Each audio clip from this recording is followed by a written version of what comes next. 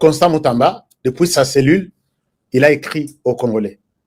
Il a fait un message qui fait mal. Un message écrit dans stylo. Il a fait, je crois, 9 pages. On a évité ce qui les a 9, les a 7. Je vais encore voir ce qui se passe là. Donc, Constant Moutamba, il est toujours là et il dit qu'il est content. C'est pourquoi il vous a rédigé ce message. Vous Congolais qui suivez mon message ici, rappelez-vous de ce que j'ai parlé avant que Moutamba ne soit même humilié au Parlement. Avant même que Rumur Moutamba Ezala. Je suis celui qui a parlé de cette question de Moutamba. Mais aujourd'hui, quand Moutamba dit qu'en prison, il était emprisonné, Nathalie Pénaba, Congolais, tout Bossani. Congolais, aux Moutema Mabé, aux Bossana très facilement. Rappelle-toi que HK a parlé de tout ce que Moutamba a raconté là. J'en ai parlé alors qu'il était encore ministre puissant. Aucune idée qu'il pourra un jour faire la prison.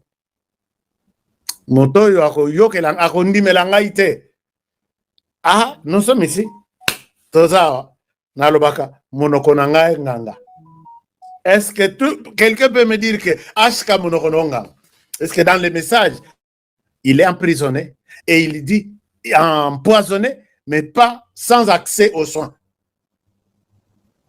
Mais je pense que peut-être la famille l'est traitée de sa manière, parce qu'il est vivant. Poisongo, il n'est pas mort, mais il le cite dans sa lettre. Et là, je vous renvoie à mon émission principale. Depuis Naloba émission, Natanga Peba Kombo Yabatu Nakati, je n'ai jamais été contredit. Et tout ce que Moutamba est en train de raconter aujourd'hui, je me suis dit, je suis en train de voir mon émission de ce jour-là. Nous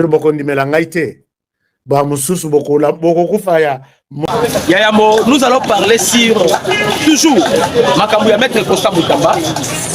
Deuxième information, nous allons encore parler sur Vital Kamerhe ainsi que Sama Lokondi. Troisième information, Tokobeta Awa. Nous allons parler sur la réunion conférence de la paix intercongolais qui va se tenir à l'Afrique du Sud. Et quatrième actualité que nous allons débattre avec un grand analyste que j'ai beaucoup de l'estime pour lui, nous allons parler sur la situation sécuritaire à l'est de la République. En tout cas, tout ce qui n'a pas de commenter, vous liker, vous partager ma vie. Vous commentez, parce que vous utilisez la question. Donc vous posez ma question directement j'espère que na pesi bino numéro ya décryptage que nous allons décrypter. Tozo beta masolo ya Sama Lokonde na Kamerhe oyo bazo kweya pour votre information. Tozo beta pe masolo tozo bana masolo ya Maître Constant Moutamba. Ndeko na ngai bonjour Alemolo. Bonjour na balandi. Ndenge nini? Ça va bien. Alemolo to obi ke ba Congolais nyonso bazalaki lobby triste profondément abattu pour le dossier à Maître Constant Moutamba. C'est le Nyo étant un grand analyste pour analyser le dossier. Bandeko ba Congolais et Sengel Baeba d'abord que justice a outil pour rendre jugement déjà. Alors Toyoki Onyo surtout justice a quoi ici? Mais Toyoki Saki Batouke Mokonambo a piégé Bango. A piégé Bango? A piégé Bango. On a question. A piégé Bango. Mais justice décision aussi envers Constant Moutamba ils allaient trop sévère. Ils allaient vraiment sévère dans des gars au Sakanate parce que le Constant Moutamba a mérité qu'il n'en soit naté. Mais tout allait remercier par originaire il y a Constant Moutamba. Oui. Parce que nous avons remarqué que après condamnation à Constant Moutamba, tout le monde va noter. Ah, tout le monde va noter. Oh, je pense que Boyebi, nous les ressortissants des Grands Katanga, Toyo Kité. Nous les ressortissants du Grand Kassai, parce qu'Adam ta Kassai. Tout le monde groupe mon babimité, balobi que acharnement. Lomami bien sûr mais ça qui grand Kasai tout le monde dit mututa bimi oh aleli oh nous ceci nous cela c'est pour montrer que jugement est acquis rendu au nom du peuple congolais quoique to contester encore tout ça n'est sengoté par rapport au jugement de quoi mais Mutamba sur le côté mbongo ba dia détourner alongoli awa atie awa mais na maboko ne a touché té alors nous allons se causer là-bas au bakoya na sima parce que tout ce qui est ba congolais que to koza la liste pour la liste toujours na dosa ko sa Mutamba siko où se trouve Mutamba parce que il y a un document on sala pour ba congolais ba aller informer Mutamba a été condamné non 3 ans de prison et de travaux forcés. Selon Nenge Balobi, le juge, il y a cour, il y a cassation, qui tous les accusations et ministère public. Ce qui Mutamba a condamné, c'est par rapport au ministère public parce que toutes ces accusations, le juge va sanctionner dans le Mutamba. Mais on a habitué à répondre aux Congolais. Sauf changement, Costa Mutamba devrait 3 ans dans une lixire maison dans Kinshasa. Dans la promenade, il aurait droit aux visites, aux déplacements intérieurs et une piscine et une vie normale. Tout payé par l'État. Quelqu'un qui est condamné. Expliquez Bissonab. Moutaza condamné, et si va condamné, soit au Kendolo, soit au Kemakala. Mais Mutamba place que Makala, à quel la promenade, depuis promenade de place, c'est ça la GB. Pourquoi il expliquer les Congolais, on est à sa prisonnier. Et puis ils ont bénéficié de la ligne. Charge ignoso dans ma boîte à l'État. On peut le visiter. Net dans la rotation à 6, on peut visiter. Mettre Costa Mutamba parce que Balobi, il a droit à visite. Ce qu'on expliquait aux Congolais. Moi les prison des animaux. N'a évité non comprendre. Te bande ko ba Congolais sengel baye baké manipulation présidentielle na niveau ya presse congolais. Information sur le bawana déjà na uti komona bande ko otobengaka armée numérique rwandais. Papa, Nazara qui a contact dans la prison ba bien. Selon d'abord tozolo bananu po tout monde qui réaction moko bo ya juge Bonde. Asala ki d'ailleurs le moto se plaît na moté. Bonde azanani. C'était pas dans mboka ekolo. Mais il y a un procureur non général à cour de cassation. Aloba qui déjà dès le début. Bonde alobi déjà nanu Mutamba condamné mais déjà comment mukanda que Mutamba ozalana résidence surveillée. Alors, là si l'objet de ça bande ko congolais mais muto azana nous condamné déjà boche na résidence. Bon commenter, on a besoin de commentaire dans notre dossier Zawa. Dossier ya promenade. Oui. Place Mathieu Mutamba. Oui. Bande ko congolais c'est baye baké ba détail non so ba lo bawana. Il y a ba piscine, il y a ba nini ezali na nous manipulation. Donc comme ba condamné qui est tolo bana minito azali na prison, azali na nous yemoko. Ba détail ya ba piscine yo sona ezali ko uta na armée numérique rwandaise. Bobi ke Kosa Mutamba aza mutu o ba yini makasi na armée et pas ba rwandais parce que yende mutu a initié na nous ba auto benga poursuite judiciaire envers Hippolyte Kanambe. Joseph Teme Hippolyte Kanambe. Yem ta initié auto benga poursuite wana. Alors tellement yem ta initié ki yango azali mutu o bazali ko landela depuis. D'ailleurs ndeko. Est-ce que ebi ke makambo Kosa Mutamba azonde toloba. Majorité bato ba sepeli na makambo Kosa Mutamba. Eza banani. Ce sont des Rwandais. Obi ke lobi ba Rwandais ba petit ba siffler, ba papa. Ah, maintenant biso ba sepeli au sakanate. Ba sepeli. Mais tu on a précisé le mot. Na dossier toujours à Kosa Mutamba. Na oki ba Congolais belé. Ba lobo Mutamba sacrifié par le président Tshisekedi. Je vous dis bande ba Congolais c'est faux. Voilà pourquoi bon bien la promenade. Dans le monde on a dit déjà qu'il n'est pas sacrifié. Non non. Wana ezali makambo ya justice. Ya on azolo bano owelende koluba. Le président de la République a coquille jamais kokota makambo ya justice. Avant Mutamba démissionner. Président bakutana kina Mutamba pendant 2 heures du temps. Que Mutamba na robomba yo promenade ezala kimia. Mutamba na robomba makambo solaki etali bango mibale. Mais du moins na sorti ya Costa Mutamba président non président tika ko se prononcer mais Mutamba alobaki ngai na ko assumer voilà le terme qu'il avait utilisé c'est-à-dire avant la promenade non c'est-à-dire on va préparer le lobby de fait ayebisaki mokonzi te procédure judiciaire mutoba procès oyo poursuite judiciaire na ngai koloba na procès oyo ezali politique ezali eza politique ezali bato basangani basali complot contre ngai mokonzi yo lobi nini ye mokonzi a répondre ye ngai moyen na tia loboko na ngai mpe makambo na ngai na justice eza te alors bandeko boyeba ke le président na moment oyo après condamnation Costa Mutamba le président maintenant a quelque chose à faire selon l'article 87 de la Constitution. Et l'obinini. Oh, il y a possibilité de gracier Costa Mutamba. Voilà pourquoi vous bien la promenade. Ce n'est pas ça. Non. Le président Koka n'a jamais membre de justice. Jamais. Mais dans le bien, le quoi déjà justice comme constitution est précisée l'article 87. On a coquille pour accorder grâce. Et puis grâce on a coquille a la possibilité même à quoi annuler. Toutes ces accusations, va changer Mutamba. Mais pour que Mutamba soit bon moté, ça c'est ce qui est normal. Dans le lobby, dans la nibisonioso, juge à lobby boye. Mutamba azana droité. A commis la illégibilité non? Azana droité, il y a qu'on voter. Azana droité même qu'on exercer mon salaire pour la fonction publique.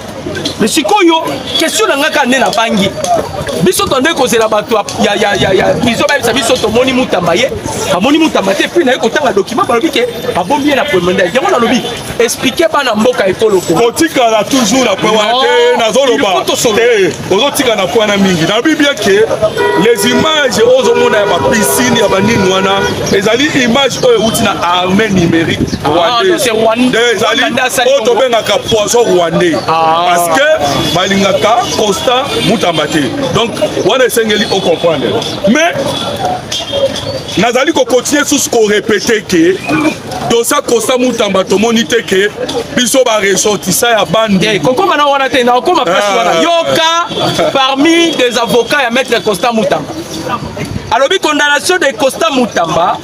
La défense, ses avocats disent que le véridique rendu par un pouvoir judiciaire malade. C'est-à-dire vous affirmez aujourd'hui que notre justice est malade. Mais c'est le président de la République de justice, les malades. Mais la personne qui devait être un remède pour cette maladie, il y en a qui se retrouvé sur un cancer. Mais, d'accord, au moins, on a ma place, peut-être Mboka et Kokota na Kao. C'est-à-dire, Mokoza Mboka Ndengazana a eu que justice est malade.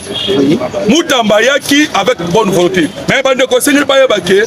Déjà Moussala Mutamba sali a vraiment bango ba magistrat ba juge ba procureur déjà il les a exposés en difficulté déjà ne pas en difficulté parce que par réforme oya salaki déjà na mitu ezalika ezali ona na mesa donc ba déjà en difficulté alors balinga ki ndete ya mema bango tina suka alors yeba ke Moussala no surtout asali déjà ezali na mesa maintenant Moussala wana ye Mutamba bakangi ye mais Moussala na ye o atiki nde kolanda bango siko na sima. Parlons maintenant de l'actualité phare. Lobby Mutamba zalaki condamné na place batu ya nojek balela parce que tous les Congolais balela ki lobby azalaki profondément triste abattu par rapport à Mutamba parce que misala Mutamba lobby mais na moni batu ya INC ne bazolela na place batu Mutamba balela batu ya INC bazolela zela nanu batu ya INC bazolela na meki un peu ko vérifier bakomi koloba ono soki bolongoli sa malokonde na kamere okokotisa crise moko boye institutionnelle oyo bango balobi. Qu'est-ce qui se passe au juste à ce qui concerne kamere na sa malokonde? Ngana Zagana toujours na petit Koloba. Je pense qu'on a le mieux placé pour répondre à la question de mer. Na goye biso ke ngana lo barat na zai Koloba. Na makambo posa Costa Mutamba. Ngana yebisa ki bango ke posa Constant Mutamba parce que bandeko bakoloba ko mokonzi yebaki to yebaki mokonzi yebaki mais atikaki parce qu'il a un choix. Le quoi est c'est personne du pouvoir et c'est katika mais toujours et balukela bango piège non c'est bango e balukela bango ça piège au moins que Constant Mutamba azuina numbongo te mais auto kobenga erreur administrative irréparable mais ça devient maintenant pénal bango bakangi sikoyo ko balukeli bango so tali bato ayeni se bao banga déjà baeba ke lobby et kokoma tour ya Vital Kamerhe. Oui, que Vital Kamerhe est déjà ça baga fébélé. Oui. Nana lo bakango tangu nyonso toi wa. Ba service nyonso tout au balandara biso. Mutu moko tameka kosimba ngai. Pona nini? Basimbote. Mutu moko asimba ngai atana ote. Olobi boye pona nini? Naza puisa koleka bibe côté. Mais na lobi be mutu akoyi kosimba ngai te parce que biloko Vital Kamerhe loba. Basimba ite. Ok, loi est allée pour mutu nyonso. Biso tout on a ça mi bête.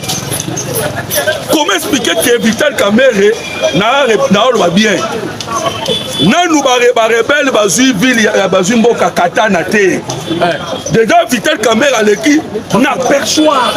Hier aza mokonzi ya institution mobimba. Aleki ba na perchoir. Oh non, nazo sabino déjà que bazui katana. J'espère que ba congolais bozoyoka. Est-ce que vous avez vu que mon conseil armé télémène qui est? Oui. A comment qu'il a document, porte-parole armée. Ah bien non, Marabo le bédard du putain. Si vous sommes là, maintenant, qu'est-ce qui se passe? Parce qu'on a parlé sur la destitution. Et je vous informe déjà, 60 signatures au niveau déjà à Sénat, on a ça malokonde. À Zopoya. Et pas il y a caméra, là où qui plus de combien, 3 5 combien. La évité sur aux infos. Bon, là où qui est ma pétition pour la caméra. Il y a moi qui va aller là. Problème est aboyé. Problème est aboyé. Ceux qui vont comprendre bien, Mouto Bakangi, c'est un Kassaïen. Oki Moutou Borote a bimé à l'oba, et ça acharnement. Président Tshisekedi a tiki pena Mouta Makei. A Congolais Moussouso peut baser esprit faible babique. Tshisekedi a sacrifié Moutam. Ma Moussouso Balobi a crucifié Moutam. Mais les gens ne comprennent pas que mon lot à l'oba qui déjà, dossier Moutam beza piège. Oui, mais moi, ça piège. Moutam Batikali Kolobate. Moutabo akangi singeza Tshisekedi Moutaba tomboli loboko alobisi ba congolais eza chemin ya ba grand je dois assumer eza politique on a kota ki fona assumer Moutamba c'est nini akei mais Kamerhe est déjà destitution zo sala parce que si par malheur pour Kamerhe faut bakanga eza suma ka bonga te si par malheur bakangi Kamerhe to ko ba suma ba roya parce que il est Mswahili déjà c'est ça yango na olga nguna ngane na tuna yo question moko ou bien au pesa kosa mo commentaire parce que na ulandaki lelo na tongo moko ya ba communicateur ba déclaration na lobby alobi non kosimba Kamerhe ezali directement ko déstabiliser Congo l'institution parce que il est de l'Est. Vous voyez maintenant, le président Tshisekedi a tel dossier. On dit ma juge, Batikali Kozwata instruction à Mukonzambo côté, peu importe qualité naïe ya magistrat suprême. Mukonzambo katali justice, atali indépendance ya justice c'est ça li musala na ngopona mutamba. Ba Congolais balela ki lela ki. Donc voilà ba Congolais pe bana bango batu baleli mukolele ki lelo toko deuxième jour. Mais batu ya INC bazolela. Kolela na bango eza nini bandeko. De la même manière on a traité Mutamba. De la même manière on va traiter Moutounio sur un problème de la justice. Pour s'attendre sur l'intervention de Tshisekedi. Le chef de l'État Goloba Mutamba Yewana Keït. Alekita Lobako eza acharnement. Pourtant on va aussi ba caméra comme yo, il est de l'Est. Bolibo Bobo fina ba loi il faut parce que tout le monde cause la même ba moupé. Ba moupé. Ba sunga biso. Ba tele mataba loba pour la Mutamba. Voilà. Ba moupé ba lobité. Ba moupé mpe balobi te parce que soko simbi katange azoboma kate polanda makambo tolekana ngo na mboka na biso président Tshisekedi amemaka mutu ntina suka atali mpena dossier ya Mutamba nayebisi baza ba deux piliers oyo bino boyebi te. D'abord l'arrestation de Mutamba a été orchestrée na Rwanda et réunion salamaki na Ouganda. C'est ce qui a fait que Kamere s'est déplacé pour aller en Ouganda. Chose grave, boyebi, audio ebima, laissez ces petits, nous allons les pousser à démission. Vous comprenez? Chef de l'État Taliti na Souka accueilli. Mamoupe balobité, moutalobité. Mais ceux qui basimbi kaka Katangé, nous ressortissons de Katanga. Nous ressortissons. Yango sikoyo, vous condamnez comme Michi, c'est la soukate. Total, Natanga les bino de personnes. Ça m'a le compte déjà 60 signatures. Dans l'Assemblée, dans le Sénat. Kamere plus de 300 et quelques. Parce qu'il y a INC déjà bazolé là. Nangana nous oyo kanatangela yo proche Kamere makambo alobi poye badosa Kamere ngo ezali nini o déjà ba proche Kamere babandi ya kocha makelele yo kande balobi comme d'habitude on crée une crise artificielle sans dire la vérité aux députés. Bon, dossier Zali, dossier Zali. On a réduit les frais de fonctionnement de l'Assemblée nationale. Et les fonds secrets n'existent plus au nom de la réduction du train de vie des institutions. Mais pas qui? Ah, mais yo quand on défendre Siko, yo quand on a quitté, yo quand on a défendre déjà Kamere. Alors biboy. Nous assistons à une cacophonie d'accusations sans preuve. Oui, Babi d'abord qui c'est Kamere sans preuve. Les députés qui mobilisent les autres et le président du conseil d'administration d'une entreprise publique. Il est pertinent que l'Assemblée nationale obéisse aux décisions du gouvernement. Un autre ministre s'invite dans la danse au nom de la trahison. Mais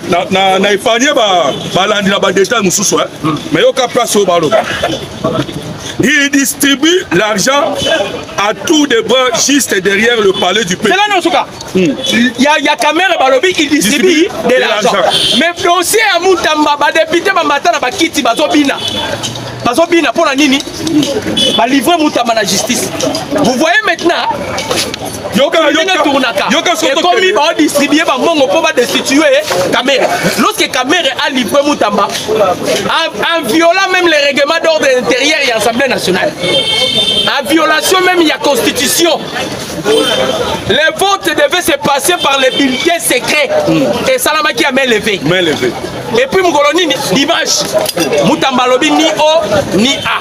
Mais awa bombe, il y a Kamere.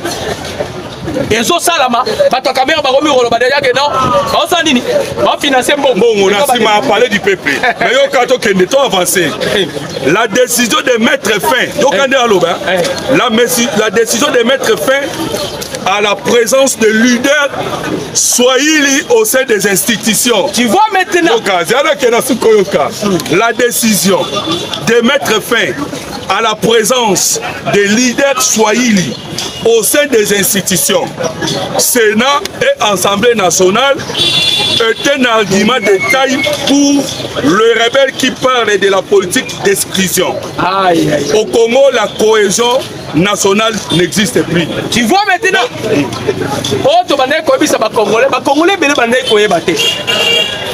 Mutamba et Thérèse Kayikwamba, pilier dans le régime, il y a président Tshisekedi. Mais comme la politique, la justice est indépendante, le chef de l'État a kokaki ko se mêler la justice. De la même manière, le chef de l'État n'a pas intervenu, non? Mutamba lobé ça acharnement, tellement que la justice est rendue au nom du peuple. Normalement, le juge qui va rendre la justice au nom du peuple. Mais le juge va saliper au Bango. Mais il y a Kamere awa et commis par Kabola Mbongo. Bandeko, Kamera dans le dossier. Les Congolais pour éviter. Kamere, lorsqu'il était en Afrique du Sud, tous les bateaux en Afrique du Sud, il était pas à contact bakutanaki na Tabumbeki batu ya Afrique du Sud nde babengi biso et puis soki caméra zongaki awa parce que batiaki ultimatum il y a 48 heures. Normalement, Caméra qui prenait sur un dialogue non, national inclusif. Te poser qui question, on doit dialoguer avec qui? Kabila, quelqu'un qui a touché de ça, au moment où le chef de l'État na Fox News, chaîne américaine au Baki, Simbi Mandouki pour la nation là-bas, il n'y aura aucune récompense, il n'y aura aucune admission, il n'y aura aucune nomination. Voilà si solo là américain, et ça terrain oyo, Moutaroy Koko Tata discuter. Mais Caméra devant Maxi Prévost. Prévost, hein? Prévost. Le ministre belge des Affaires étrangères. Alors, crise au Potobima, il faut qu'il y ait un dialogue. Parlons un peu de dialogue. C'est là. Avant quand on a un dialogue, nous avons fait des Congolais qui aussi dans la Caméra. Ça m'a le connu. Nous avons déjà, nous regrettons.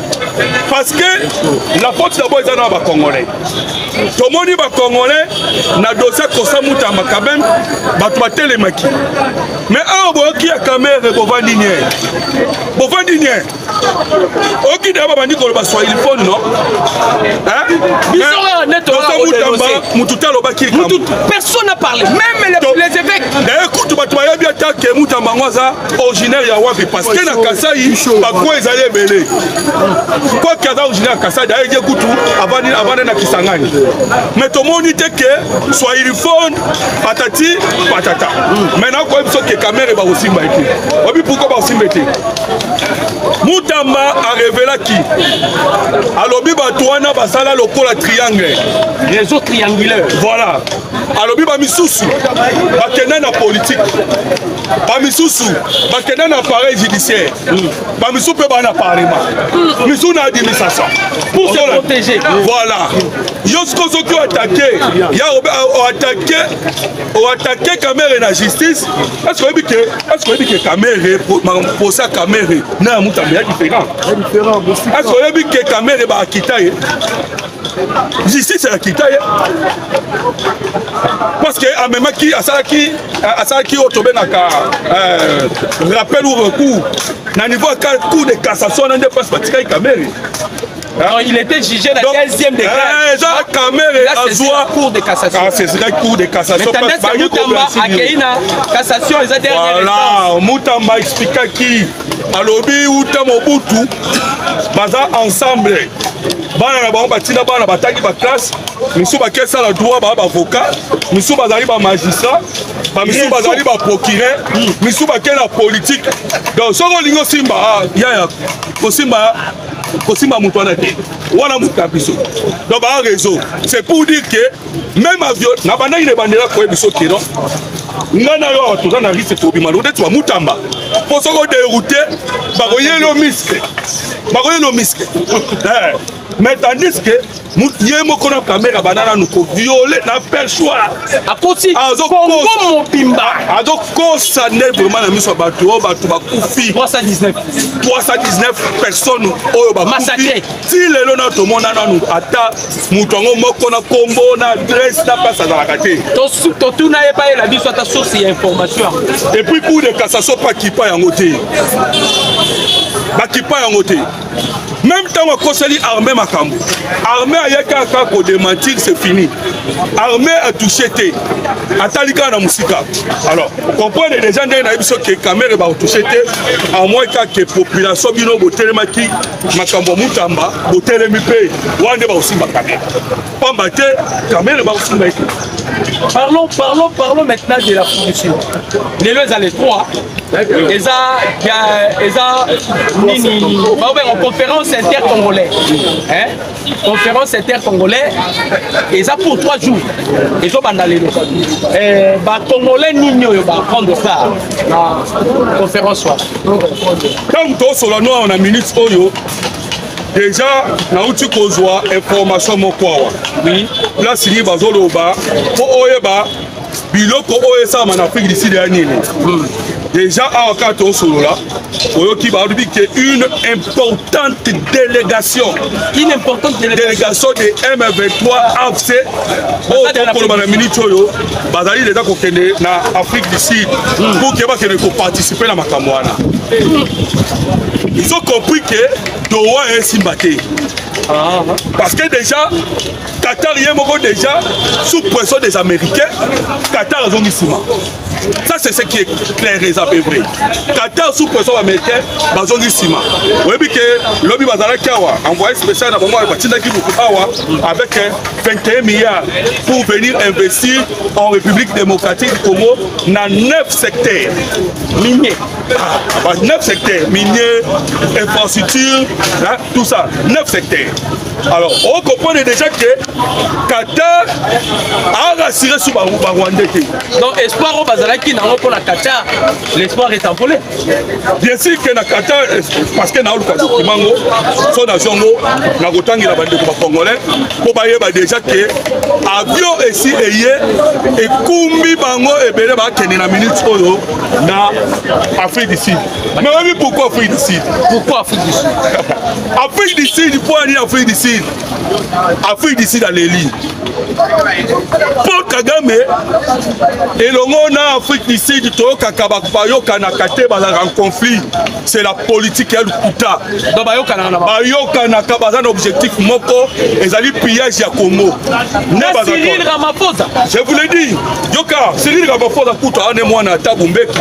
Alors Tabumbeki ana. Mukolo sans city day.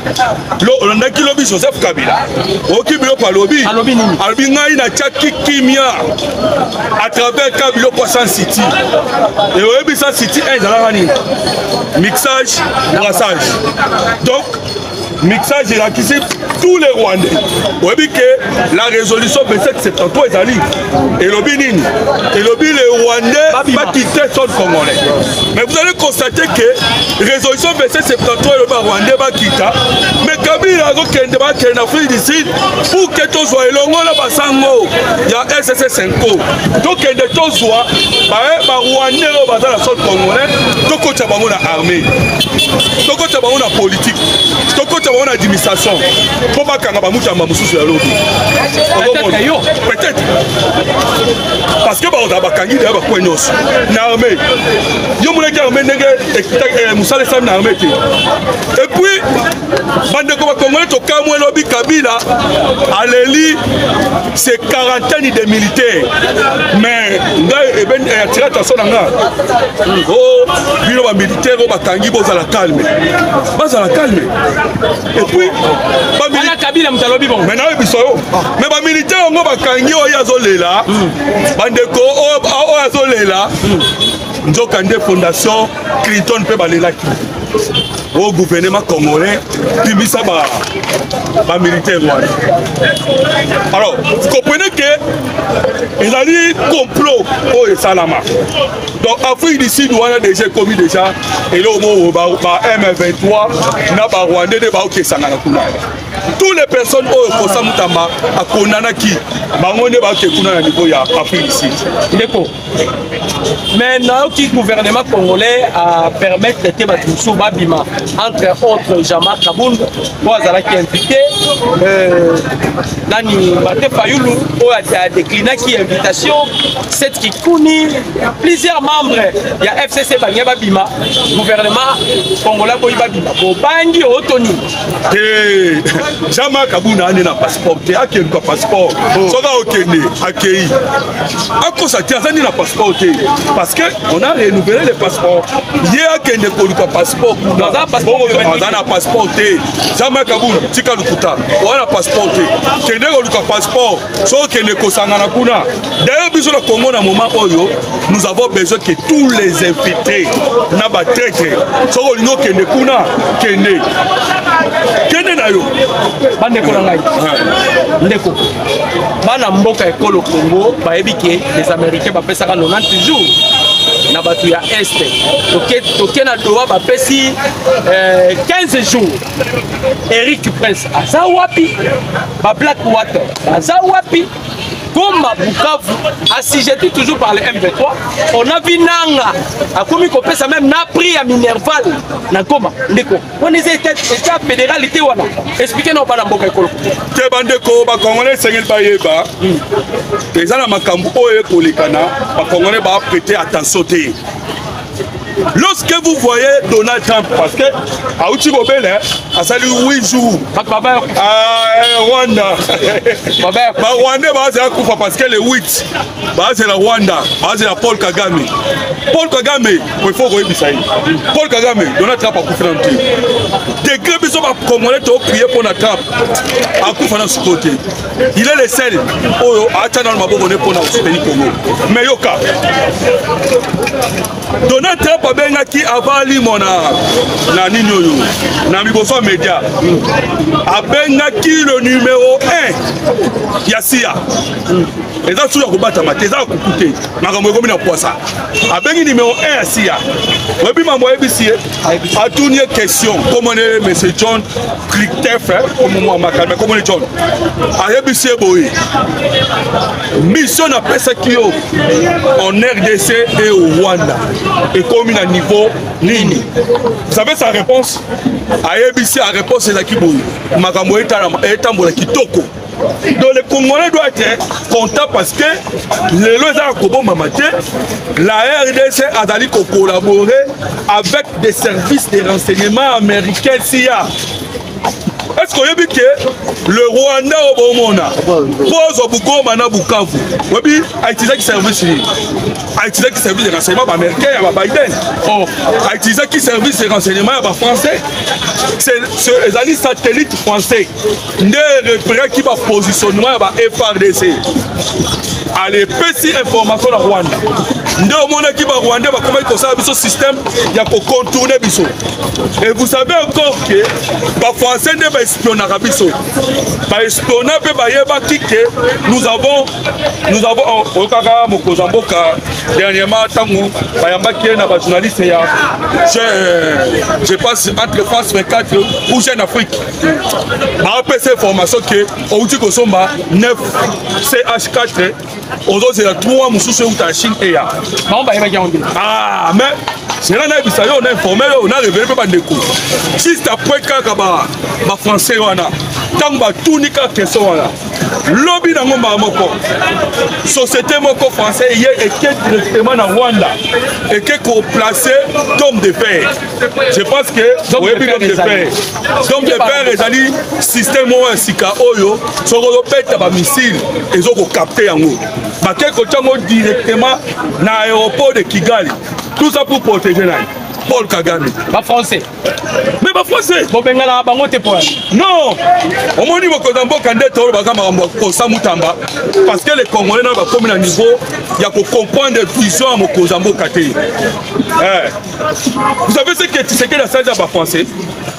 Mais Benanika Kakampembeni, na Monaco. Les Congolais sont à Monaco et en France, c'est en France. Pour répondre, mais je te l'ai dit. Ozongi na Goma na Bukavu. Mais tikanga na yebisa oke. Tikana yebisa sisa ko yebisa oke. Mokozamboka utile ko beta ba français. Parce que Benden Kapembe a collaboré na Belgique, a collaboré na Monaco. Na Monaco to signé accord. Le quoi bango France ba appeler sa renseignement et pas Paul Kagame. Biso parce que renseignement to zo na Monaco.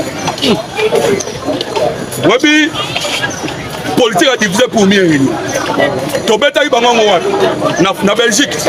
Nanya a révélé qu'il s'est créé que les Français ont bloqué les sanctions contre le Rwanda. Pendant que c'est secret. La Belgique. Les ministres sont il y a Maxime Prévost. Lorsque tu sais qu'il a attaqué, Maxime Prévost bien été président. Tu vas bloquer la Belgique. C'est l'Hexagone. À qui moi l'Hexagone et la France. Moi, la France, c'est l'Hexagone qui bloque les sanctions contre les Rwanda. Alors vous comprenez que tu sais qu'il y a bien dans Monaco, il y a bien dans Belgique.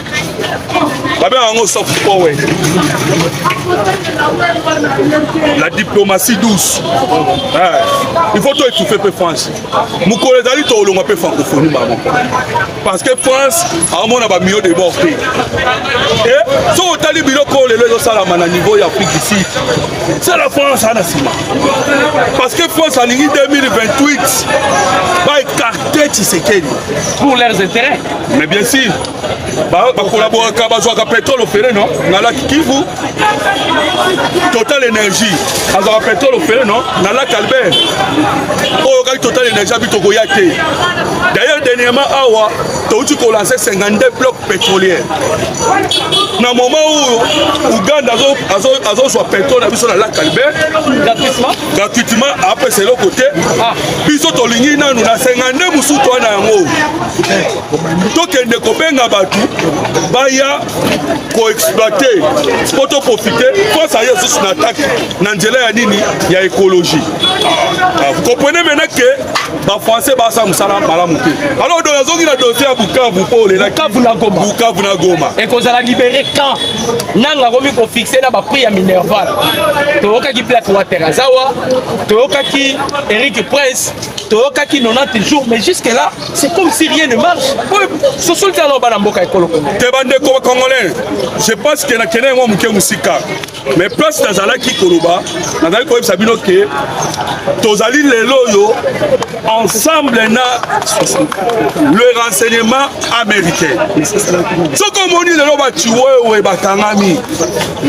Et Zali Karapon la grâce ya relation toi n'angona renseignement américain sia na renseignement yaba Israël yaba Israël Mossad na KGB ya Baris grâce à la relation wana ndelelo ndeko baloba kabo na répondre na ki malikambo goma na bukavute baloba kabo ndeko docteur soko za na 10 masasi OK ko sala guerre Betana 9 na kana yo 9 na nous beta la kana yo mboko ndoko beta et pas banguna c'est là pour vous dire que Paul Kagame la minute pourquoi Joseph Kabila les libres officiers naïe c'était des traîtres. La force d'une armée c'est les renseignements. Quand vous perdez les renseignements au père de guerre, alors vous comprenez que vous avez collaboré dans le renseignement américain. Quand par exemple ça qui Zelensky so il a retiré car renseignement dans la Ukraine, Richard Roberto car une semaine. Alors comprenez déjà que les Rwandais ont résisté. Mais du moins, il y a si ça guerre malembe. Aussi ça on va oui, que Mobutu a été soutenu par les Américains, non? Mais les Américains ont depuis quelle année? Depuis 1990. Tant que les Congolais qui a l'air lobby comprenait mon émotion, qui comprenait mon émotion. Il disait indirectement que Nayo va lâcher déjà. Parce que après, Mobutu a tiré qu'à moi 2 mois, 3 à 4 ans. Mais c'était déjà fini. Alors, les Américains vont qui bouillent. Pour la bande de combat, thème à Donald Trump. Trump va qui bouille. À cause de sa guerre, Oyo n'a qu'à utiliser des moyens mi-balés. À qu'à utiliser des moyens diplomatiques, à qu'à utiliser des moyens économiques. Je pense qu'au kilomètre Chabani, les décisions sont qui a vu des décisions que la zone où on a surtout va bloquer dans nos gratuités. Si rétablissement et autorité de l'État. Donc, l'État congolais va bloquer gratuité. Ce qui se passe là-bas, c'est une violation même de la Constitution parce que la Constitution prévoit la gratuité de l'enseignement. Mais on a besoin de taxer. On a lobby que parce qu'au pénal nous jusqu'à dans le rétablissement, il y a autorité de l'État. Mais tant qu'on va rétablir, rétablissement de l'autorité de l'État. Nous avons déjà que rétablissement de l'autorité de l'État est pour ça là-bas par force, mais qu'on a dit de manière malin, mais lorsque ça a dit, si sa force, la guerre c'est l'argent, non? Est-ce que vous avez déjà que Paul Kagame a sa place en terre à minérer? Est-ce que vous avez bien ça? Mais je vous l'ai dit, à quel que la France, à quel que l'État pas Macron, a Sungaye pour la Mamouetali va minérer. Pas ça terre à minérer. Donc, à Wato Koloba, pas ça terre à minérer. C'est pour ça que les Américains vont faiblir Bango. économiquement et bloquer bango diplomatiquement. Si guerre ekoya kola. On mboka ekolo Congo. J'espère que tout qui met la tango. Mais parlons un peu de Moutamba parce que Moutamba des actualités. Peine, charge on va charger sérieux. Est-ce que vous ne voyez pas que c'est comme si va enterrer? Bon, moi na mboka Moutamba to peseka ba courage. Et puis, on a rassuré face à Zali que bataille oyo azaki kobunda biso pe tobunda. Toza pe ba victime ya nini?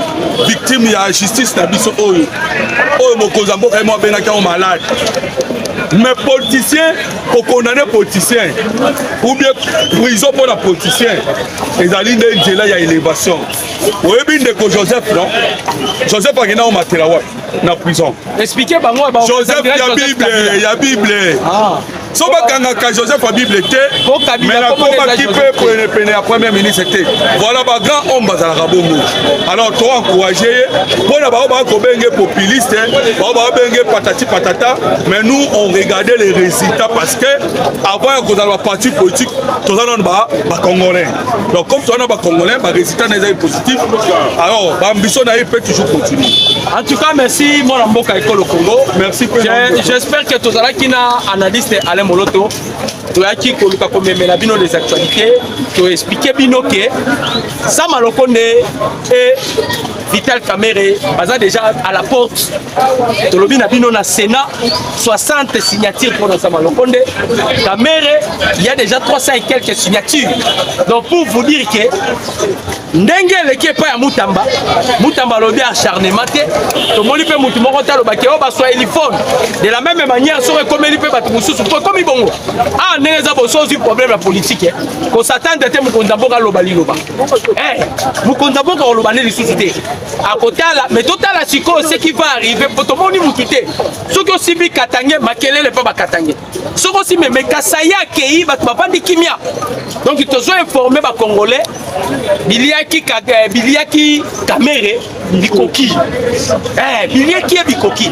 Biliaki pesa Malokonde Bikoki. Donc Mukonzambo Kasi a décidé pour na bango Biliaki bango Bikoki. Ma député ne va désavouer.